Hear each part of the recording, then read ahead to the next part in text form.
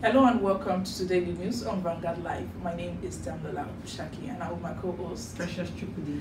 And of course, on the front page of the paper this morning, we've seen different topics about the gridlock currently happening in Nigeria. And I've been experiencing it. I know you've been experiencing it first time. Yeah, last week when we were taking the papers, one of the things that we noted was the fact that the APAPA gridlock has not just affected APAPA alone, but also connecting roads, and that one is one of the reasons why we've been experiencing a lot of gridlock, especially here in Lagos. And now to see that the port faced total shutdown this morning is something else. Something else, because yesterday I think when I was at home and all that, I just noticed some part of even not just this area, Ikorodu, and even going towards toll gates. We talk about all those Ipaja, where all those places, like they were blocked yesterday, total lockdown yesterday and day before yesterday. And I was like, what is currently going on in Nigeria? And this is the festive period. But of course, without talking much, let's just start and read at the front pages of the papers. And of course, this is Vanguard, and here we have port face total shutdown nationwide as maritime workers embark on strike over APAPA gridlock.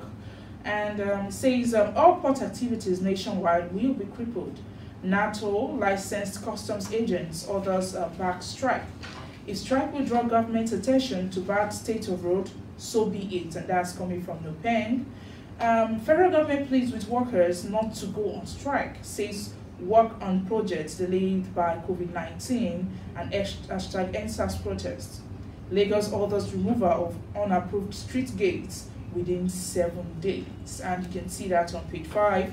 Now here also we have despite recession, firms generates a 1.6 trillion naira revenue, profit up to 1.7%, profit inches up 1.7%, banks lead in the third quarter as bad loans pressure becomes on the fourth quarter.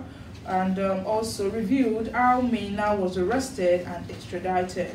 And you can see that on page 8. On page 7, ASUU is saying that we are ready for negotiation of 2009 agreements. On page 12, we have Abia governors suspend COs for spraying cash on cleric Odumeje in office. Serap to Buhari's top governors from proposed borrowing of 17 trillion naira from pension fund. And you can see that on page 8. Now to the stories above. On page 11, we have OPC, AMOTEKUN, BICKER over implementation of guidelines. Also on page 10, we have Ondo 2020, Jegede's legal battle against Akeredolu begins today. On page 9, we have by-election confusion in Imo as PDP wins Bayelsa and Cross River. You can see that one on page 9, and that's on the front page of Vanguard. And from there, we'll move straight to the Punch newspaper. And on the Punch newspaper, we have main headlines: recession, experts warn states as governors justify bloated appointments. The writer says, despite recession, federal government keeps 145 aides, 43 ministers. Ayade won't sack 6,000 appointees. Government must spend more, commissioner says. States have too many essays. Some governors charter aircraft, says economist. And you can see that on page 8 of the Punch newspaper. And stories above, we have no resumption until federal government pays withheld salaries. ASUU is saying that one on page 44. And on page 26, federal government revives 300 hectares farmland, engages 400 youth. On page 44, we have compels the National Assembly to impeach Buhari. PDP reps urge Nigerians. And stories beneath, we have man dies during sex romp. Police seals off brothel, arrest sex workers. You can see that on page 4. And on page 7, APC wins Lagos, Imo, Plateau senatorial seats. PDP clinches Cross River, Bayelsa. And away from the Punch newspaper, we move straight to the Nation. And on the front page of the Nation, we have a fear of another NSAS protest grips Lagos and Abuja. Lagos still nursing woes, says the police. Aregbesola protest must be well thought out. And here also the fresh demand says release of all detained protesters and the freezing of accounts by CBN. That's the fresh demands by the EDSAS protesters. Also on page 8, we have CBN doubles credit for households to 300 billion naira. By-elections, Abiru Dixon win a Senate seat. APC takes Plateau, Lagos, and PDP clears Bayelsa and Cross River. And you can see that on page 6. Now to the stories above. A pension fund assets hit 11.56 trillion naira. Afe Babalola calls for devolution of power. While we have not called off strike by ASUU, government yet to fulfill promises, and you can see that on page 8. And lastly, on the front page of The Nation, we have Akufo-Addo Mahama test strengths in Ghana's pool, and you can see that on page 4. And that's all we have on the front pages of the papers this morning. I'll be going on a short break, and when we return, we have a guest who will be joining us to analyze the front pages of the papers. Stay with us, we'll be back.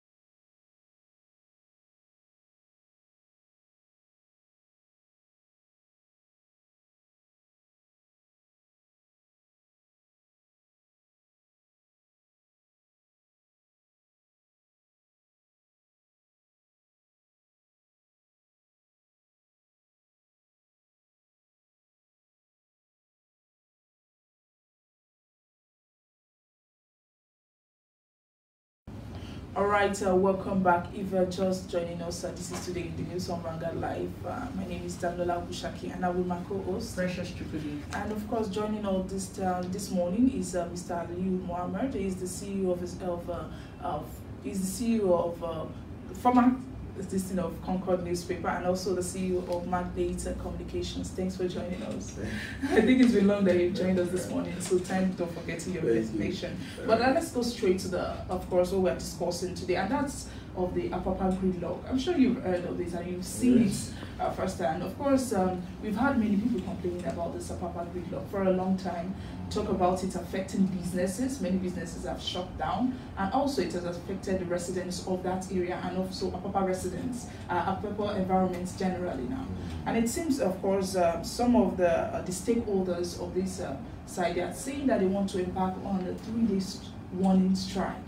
And of course, this 3 days warning strike, it was supposed to start today, but they've extended it till next month. But I want to get your opinion on this strike. Do you think it's long overdue for them to take the strike?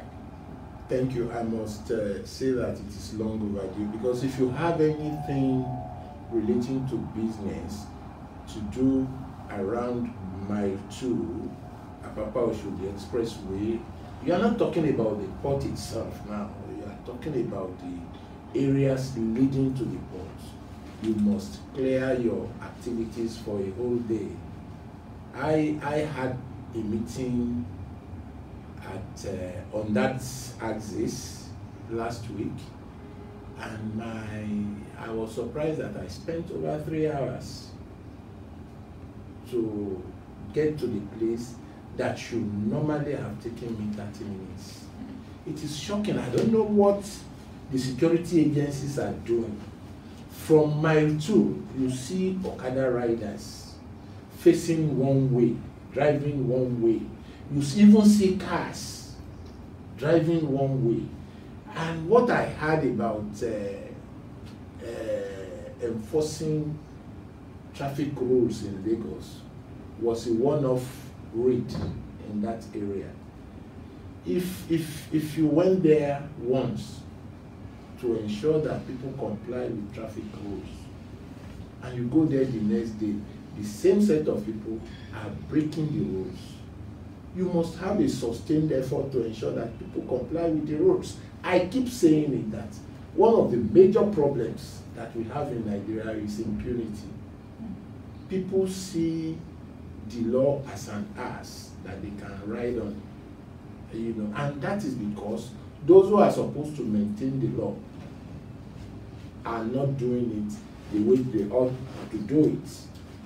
And that impunity has extended to the fight against insurgency in Nigeria.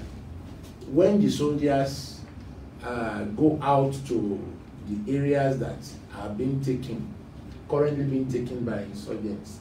You go there, flush them out and leave. In military operations, once you flush out insurgents from an area, you take over that area and they will never come back. But let me take you back to Mile 2, because that is one of the hotspots of lawlessness in Lagos. You see container drivers fully taking over the roads. You know, a major part of the road, they will fully take over that road. And this is one of the reasons why you see these riders and cars taking one way, driving against traffic. Why won't this task force ensure that those container drivers leave the roads? You leave them and you are arresting those who are driving against the traffic. You are not solving the problem by merely arresting those people. If you want to solve the problem, the container drivers ought to be forced to leave the road. I know the excuse they will give is that they want to return their containers to the ports, and it has to be done in phases. But must you ensure that all other people who have anything to do in that area can't do their businesses? You see, we must have a proper enforcement of the law. By the time you find people 500,000, or you jail some people, some drivers, you won't find them there the next day. And that is why, if you ask me, I am a Democrat, but I love the enforcement style of the military. They just put one mad soldier in one place, and you see people falling in line. See people falling in line. I am not an advocate of the use of soldiers to enforce civil discipline. No. But at the stage that we have, we must have to ensure that discipline is enforced by all means, including the use of soldiers, if we have to. You know, you actually mentioned that of the drivers, that they are not following the laws. And according to what the drivers have said, that, you know, in that area, they are being extorted daily. Sometimes they pay up to 100,000 naira. Who are the people extorting them? Who are the people extorting them? If you have extorted me, I will speak out. Let them speak out so that the law will catch up with the extortionists. If you are paying what you ought not to pay, we have a government in place in Lagos State. If it is the police, go to the governor's office. We have several complaint lines. You don't just sit down and talk about extortion. That is what I hate. Somebody in Lasma stopped me on Mobolaji Bank Anthony Way. He said, "You've broken the law." I said, "Which law?" The guy ran away. You know, you see, if you allow people to extort you, then you are stupid, you are foolish. If you were extorted with a gun, just comply, then go and report. There are various complaint channels in Lagos. We have a government in place in Lagos, and I am sure that anybody that believes that he or she has been truly extorted should report. So you don't just sit down and say that you pay money to people, illegal money. You can't compel me to pay illegal money every day and I will keep quiet. There are various complaint channels in Lagos. Even the federal government, there is the Banti CID. They have complaint channels. So if the police use the gun to extort money from you, you have a channel through which you can get some kind of justice. So you don't just sit down and start complaining that because they extort money from you, you must now break the law. You have become a lawbreaker. Okay, you know, before this, the stakeholders they talked about the strike. They said that the federal government called them, many people called them about the strike and told them to hold on and gave the reason of COVID-19 pandemic and #EndSARS protests as a reason for the delay of what is currently going on there. But of course, before the road and the current situation degenerated to this state now, many people have been talking about it, and it didn't just start this year. Now, what do you think about the reason of the federal government? Well, if it is true that the government gave COVID-19 and NSAS, that is untenable, because as far as I know, the construction of that road have been taken over by Dangote. And the stretch between, what is it, International Airport Road, after the one constructed by Governor Ambode, the stretch between Mushin down to Mile 2 is almost completed. You know, what is remaining, then from the wharf side, that is if you go through APAPA Road, that stretch is almost completed. But from Mile 2 to the port itself is what is remaining. You need to personally go there and see what is happening. So many broken down vehicles, container drivers, container vehicles inside deep holes. So there is, with all these things there is no how construction can take place there. So we still have to appeal to the federal government task force. There is a task force in place to enforce discipline and also remove those broken down container vehicles from that road. People must be alive to their responsibilities. I think those who are attributing the delay to COVID-19 and NSAS protests are not saying the truth. You need to go to that road. Those who are talking from Abuja, not from Lagos. I have been to that road a couple of times, and I know what is happening there. Broken down container-laden vehicles, more than 100. You need to go. Take your camera and go there. They are obvious. So the task force that has been set up to ensure discipline on that road have to swing into action, move all those things off the road. Then Dangote, that has been given some incentives to ensure that the road is constructed, must also swing to action simultaneously. All right, I just saw a comment, and somebody was saying, this from Akimbobo Yemi. He says that the federal task forces are the problem of my two Tinkan Island. Can you tell me, are they delivering 200K on, okay, they said they are delivering 200K on each trucks to federal government. I do not know how true this allegation is. 200K how? Is it by way of fine? By way of extortion? This must be defined. If you are making an allegation, you just talk about extortion. Governments cannot be taking money from the back door. If they are trying to generate revenue from the recklessness there, it is unfortunate. And I know government cannot do it. You just spoke about extortion. There are so many government agencies on that road. You have the task force, you have the regular police, you have the mobile police, you have the SSS, you have the, what is it now? These people that regulate importation of drugs, NAFDAC. You have all those ones, you have immigration, you have customs. It is chaotic. So I think the government need to sit down and find a holistic solution to the problems along their APAPA ports. All right, let's just talk about recession. I mean, we're moving into the second stage already, and you know, experts have warned that state governors they're justifying, you know, bloated appointments. Now, you know, when we got the news that we're moving into another recession in 5 years, Nigerians were appealing to the government to cut down the cost of governance. And you know, but then there are still state governments and governors rather who are, you know, making fresh appointments for different reasons.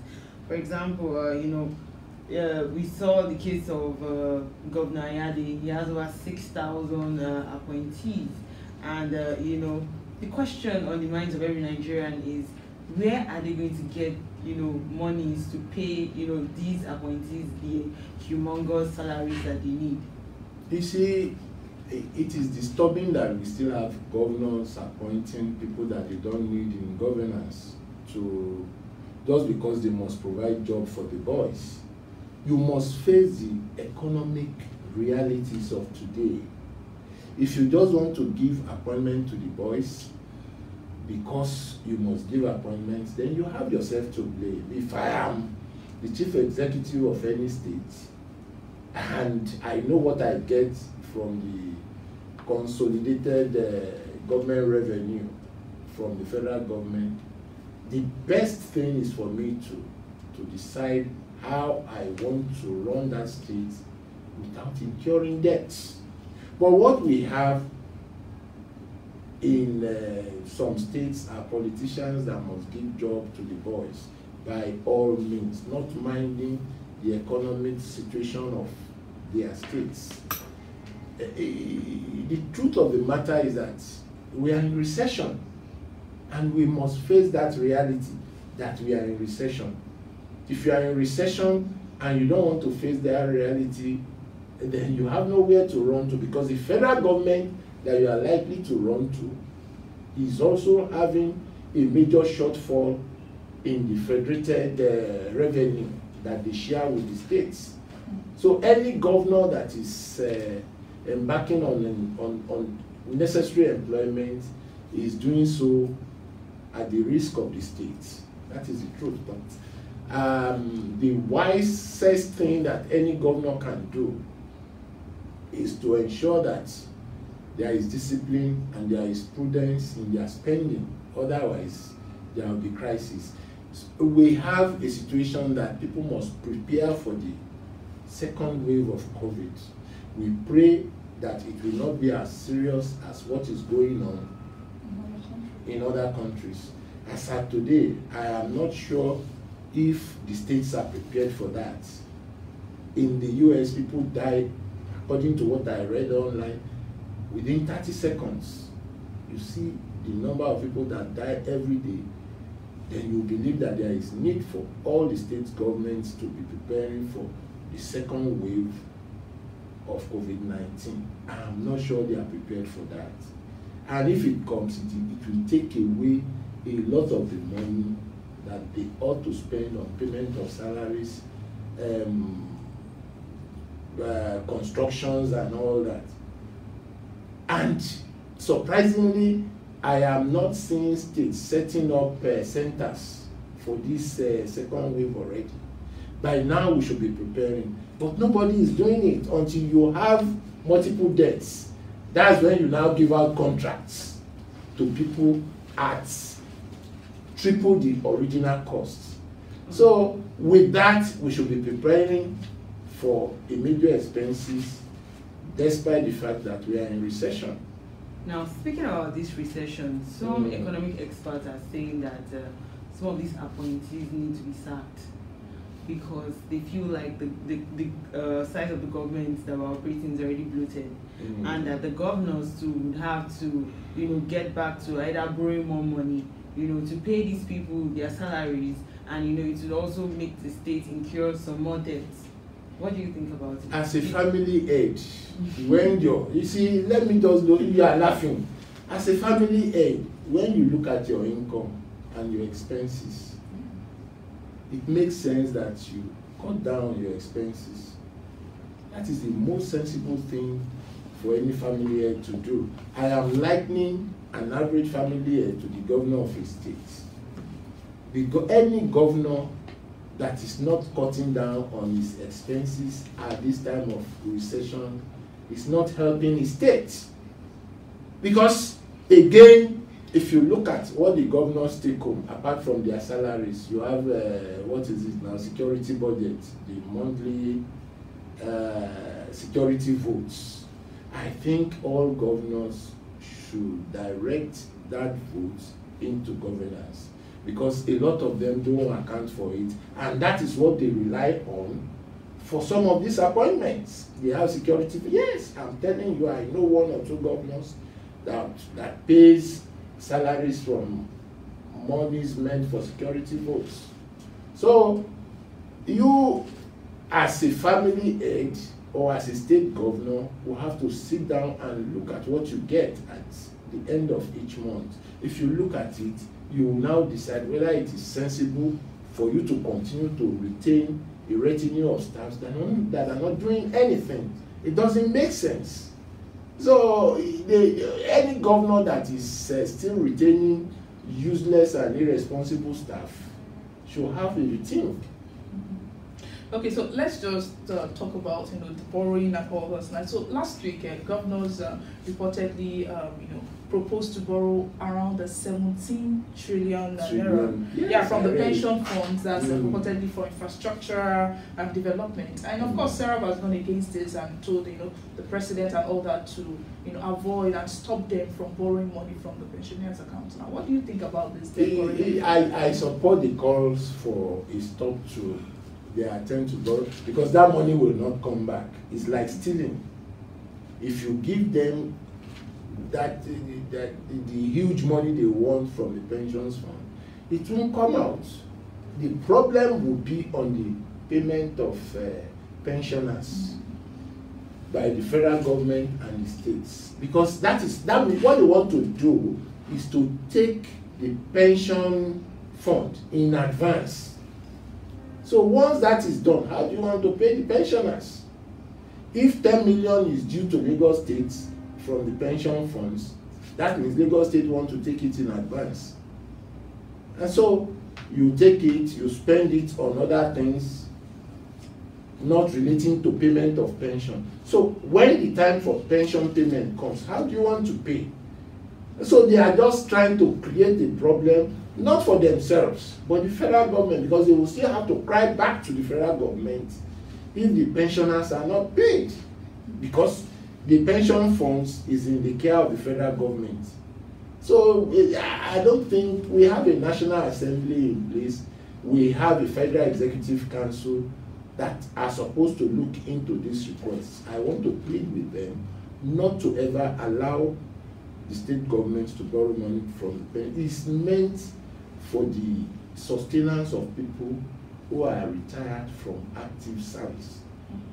So if that money is given out to state governments, it will never come back. Okay, so Nigerians, apart from them being worried that more pensioners will actually be forced to live below the standard of living and also fall into poverty line again, that this proposed borrowing would actually face mismanagement and corruption. That's what I just said. That's what I just said. Not that pensioners are sliding into depression, poverty. They are dying. They are dying. So many soldiers have died in the process of queuing for their pension payment, which will take weeks. How can you ask a 65-year-old man or woman to come and stay in the sun for identification? As at today, we have you have registrations from for driver's license, national ID.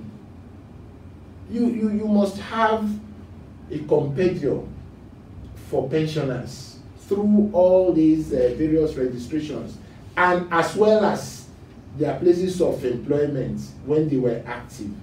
So why must an average pensioner come to identify himself and do biometrics before he gets paid?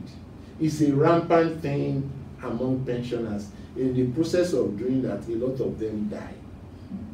It is unfortunate. If I have worked and you have deducted a part of my salary for as long as 30 years, I should have automatic access to those deductions. It is automatic. You don't punish me for working for government. Why people loot and steal is because they are not sure of their tomorrow. Greed is also involved. But the primary aim of those who loot is to safeguard their tomorrow, because they have problem with pension payment. So they want to steal as much as possible to keep them alive when they are out of office. So I'm not saying this is legal, yes, but I am just explaining why you see government officials stealing billions, stealing hundreds of billions, and that is because they want to survive. It is not the proper way of life. In South Africa, for instance, there is a place called Nice now. It's is a town specially built for retired people. In the evenings, when you go around there, you see old people, male and female, holding their hands and walking around. A lot of them don't have cars. And in each area, they have centers where they can relax, have their drinks in a mild way, enjoy themselves. We don't have such provisions here. May God help you if you serve wholeheartedly and you retire without having any savings. It takes months for government to even pay your gratuity, and not to talk of pensions. I know those who have retired from active service some 2-3 years ago that don't have access to their gratuities yet. Not to talk of pension. Yes, I know a lot of people that have had to come in to get their state government to pay their gratuities. All right, let's look at AMOTEKUN now. The Ondo State Coordinator of the OPC, that Mr. Pius Ogunsoya, has something to say, and he said that the security outfit AMOTEKUN has fallen below the expectations of the Southwest people in curtailing crimes in the zone. Now, looking at the level of insecurity that has been happening, especially around there, just a couple of, maybe 2 weeks ago, the phone was killed, and was killed, and also, you know, different stories. Last week we saw that some passengers that were going on the Auchidini route, they stopped them and started to pick people from various vehicles, and they, you know, took them away, of which even one vigilante man was killed, and this has been the situation around it. Would you say that the AMOTEKUN has gone below standard, or do you think that you see, AMOTEKUN, as far as I'm concerned, AMOTEKUN has not really taken off. What we have, you see, we have to rise above personal interests in taking decisions in this country. For as long as you take personal interest into consideration in decision-making processes, we will continue to have the kind of problems that we have with AMOTEKUN. From my investigations, there is a particular person who is the head of one of the groups that wants the state governors, Southwest governors, I don't know how far the allegation is true, to pay him. While the state government, not minding the fact that he has been paid, will still have to pay the salaries of his people that will be part of AMOTEKUN. You understand? I don't know how selfish, how greedy this action is, but it is sad that when you have a lofty idea, people put greed and personal interest first, and that is what is delaying the full implementation of the AMOTEKUN force in the southwestern states. The moment people start putting personal interest above the interest of the people, what is AMOTEKUN supposed to do to ensure that criminal activities in the southwestern part of Nigeria are curtailed? But what we have since the bills for the establishment of AMOTEKUN were passed by the various state houses of assembly are criminal activities in the southwestern states. The Olu of Ifon was killed. Anytime you want to put your car on the road to travel in the southwestern part of Nigeria, you have to be praying to God not to be attacked by miscreants and kidnappers. Meanwhile, you are also praying against accidents from reckless drivers who are overspeeding and trying to go to Ibadan and come back to Lagos 10 times in a day. It is sad. You see, we must rise above personal interest if we really want to build our nation, and if we want to build the Southwest. I don't know what the traditional rulers are doing. One of them, a first-class Oba, has just been killed. By now, I expect that all these traditionals would have come together and ensure the full takeoff of AMOTEKUN, instead of still talking about disagreement between OPC. There are so many traditional and local involvement in the operations of AMOTEKUN. That is what we are trying to harmonize. But what is delaying that is greed, personal interests. We must rise above all this and put the interest of the people into consideration in taking decisions for the implementation of AMOTEKUN, for the takeoff of AMOTEKUN. Go to any part of the Southwest, you won't see them on the roads. It has been inaugurated in Ondo, it has been inaugurated in Oyo State, yet you won't see them on the road. So why did the state governors of these two states inaugurate them when they are not active? Okay, away from that, let's quickly talk about this fund now. So the federal government has launched the Transport Support Fund under MSME, Survivor Fund Scheme for artisans and transporters. So they will grant, bus, taxi, NAPEP, Uber and boat drivers, 30,000 naira to upgrade their trade. And also, according to them, not only that, they have different sections of MSME where they even pay some people 50,000 naira. Now, what do you think about this one? Talking about MSME, I have not seen anybody talking about getting something from that scheme. I keep seeing online registration, but I have not seen people getting money. People coming out to say, I have been paid 30,000. And that process has been hijacked by fraudulent people to extort money, to swindle money from people who want to register for that project. I have seen people that have been asked. I saw the thing online and I sent the what is it now? The link to somebody, and he said they asked him to pay 5,000. I mean, 5,000 to get the 30,000. Yes. So that means that process has been hijacked by fraudulent people. I think the government must sit down and get its acts together if you really want to help the downtrodden people of Nigeria. The thing is that you are doing national ID card registration. You can announce that if you want to be involved in this project, register for national ID and use that registration to apply. If you don't have it, you can't apply. Either that registration or the driver's license. Because you see, that process has been hijacked. I can tell you that. I have seen a lot of people complaining that they can't have access to it. Now you are talking about giving 30,000 to transport owners. What will 30,000 naira do to an average transporter?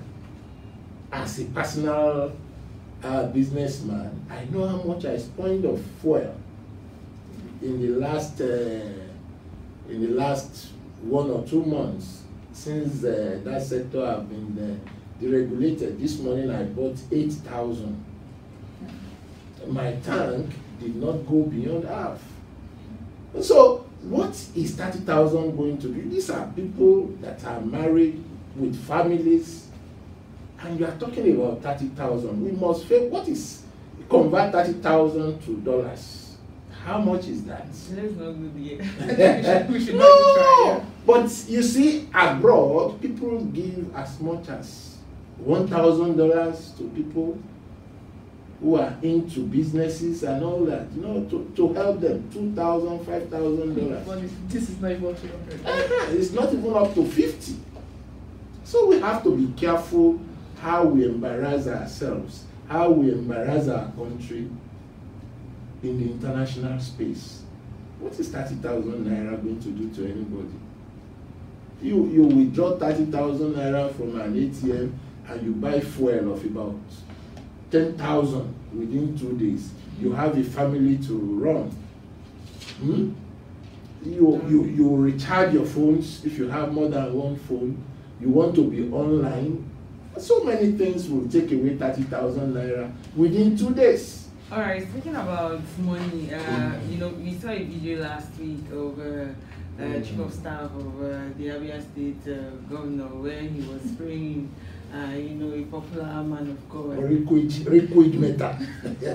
Where he was paying him money, and Nigerians have been speaking about a lot of things like in the moment of where there is no money, something like that is going on. Also, people were talking about how we do not have lack of respect for the money, because CBN put out a rule that we should not be seen spraying money at events and all those kind of things.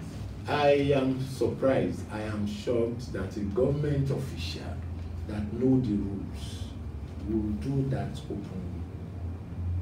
What happened to the envelopes that you can easily, even if the money is more than what you can keep in a small envelope, buy the big one and give it to the man. What is his name? Udumeje. I see the man as a clown that should not be taken seriously. A man that cannot even express himself in English. But he's a man of God. Man of God. Yes. Well, to some people he is, but I will not consult that kind of person for any reason. And if he talks to me, I am not going to take anything that he says seriously. I'm sorry, I do not mean to talk against the man of God, but the man must package himself well, very well, if you want to be taken seriously. A man of God that will go on the stage and start spraying money. A man of God that will go on the stage, you can't even express yourself in good English. A man of God that will start dancing openly anywhere in the public, then he should package himself if he's truly a man of God. Thank you very much, Mr. Ali Mohammed, for joining us this morning. Of course, he is the former editor of Concord newspaper and Daily Times newspaper, and now CEO of Magnate Communications. Thanks for joining us this morning. Thank you very much. And that wraps up our program this morning. Don't forget to like and follow us on our social media platforms that are showing your screen. Or visit our website, www.vanguardngr.com, to get more of our top stories and also what is currently going on around the world. I'm Damilola Ogunshaki, and I've been with my co-host, Precious Chukuli. Enjoy your week and have a lovely week.